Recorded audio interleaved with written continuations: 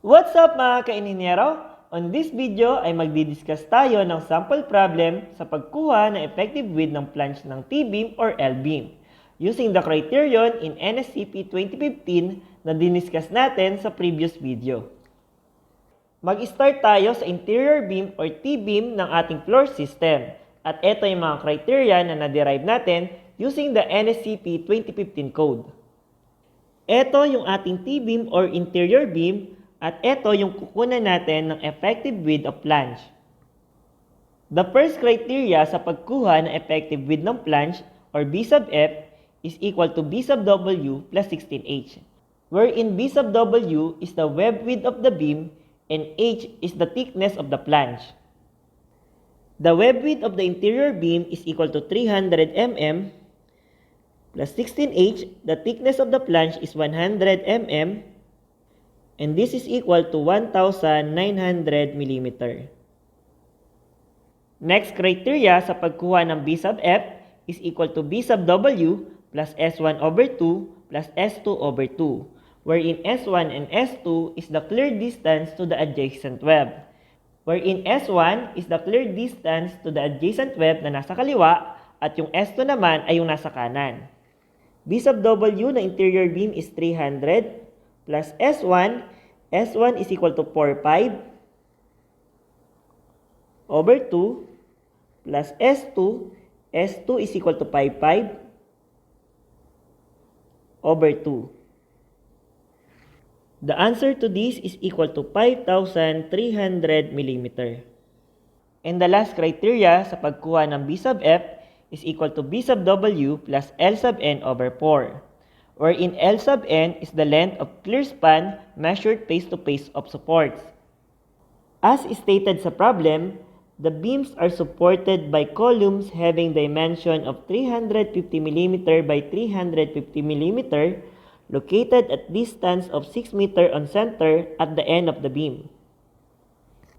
Yung center-to-center distance daw ng column ay 6 meter. Since yung dimension ng column ay 350 mm by 350 mm, yung distance na to ay equal sa 350 over 2. At yung distance din na to ay equal sa 350 over 2. Therefore, para makuha natin yung value ng L sub N, equal siya sa 6 meter or 6,000 mm minus 350 over 2 minus 350 over 2. Or simply, minus 350. Therefore, L sub N is equal to 5,650 mm. Solving for the last criteria ng B sub F, equal to B sub W na interior beam or T-beam, 300 mm, plus L sub N, which is yung na-compute natin, 5,650 over 4. The value of this is equal to 1,712.50 mm. At ang sabi sa code, ang isa-select daw natin na value ng B sub F is whichever is smallest. At ang mag-govern na value ng effective flange width ng T-beam or interior beam is equal to 1,712.50 mm. Ang next naman na i-compute natin ay yung effective flange width or B sub F prime ng ating L-beam or N-beam. Ito yung L-beam or N-beam. At ang kino-compute natin is yung governing value ng effective flange width or B sub F prime.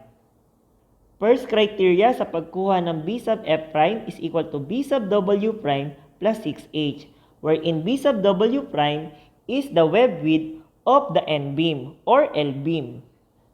And H again is the thickness of the flange. First criteria, ang value ng B sub W ng N-beam ay 250 mm plus 6H and the value of H is 100. At ang value nito ay 850 mm. Next criteria is B sub W prime plus S3 over 2. Ang value ng S3 is the clear distance to the adjacent web. Isa lang yon at ang value ng S3 ay 5,500.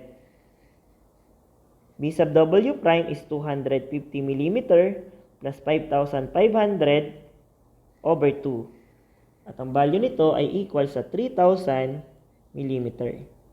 Last criteria is equal to B sub W prime plus L sub N over 12. B sub W prime is equal to 250 mm plus L sub N na compute na natin kanina, 5,650 mm over 12.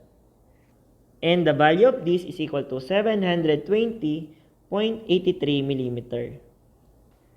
And as stated in the code, ang governing value daw ng B sub F prime is whichever is smallest. At ang governing value ng effective flange width ng L-beam or N-beam or B sub F prime is equal to 720.83 mm.